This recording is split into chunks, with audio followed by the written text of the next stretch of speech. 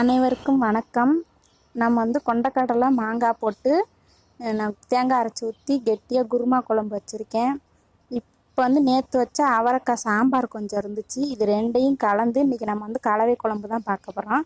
இது எப்படி இருக்குன்னு சொல்லி பாருங்கள். செம்ம டேஸ்ட்டாக இருக்கும். இது நேற்று வச்ச அவரைக்காய் சாம்பார் கொஞ்சோண்டு மீந்து இருந்துச்சு. மீந்த சாம்பார் வேஸ்ட்டு பண்ண வேண்டாம்னு சொல்லிட்டு இந்த குழம்போட கலந்து கலவை குழம்புங்கிற மாரி வச்சுருக்கிறேன்.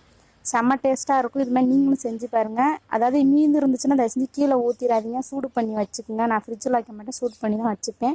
இந்தமாரி செய்யும் போது கண்டிப்பாக டேஸ்ட்டு சூப்பராக இருக்கும், நல்லாயிருக்கும், ஒரு மாதிரி டேஸ்ட்டாக இருக்கும். இதுக்கு அப்பளம் பொரித்து வச்சுக்கோங்க, இன்னும் டேஸ்ட்டு சூப்பராக இருக்கும். ரெண்டுக்கும் காம்பினேஷன் நல்லாயிருக்கும்.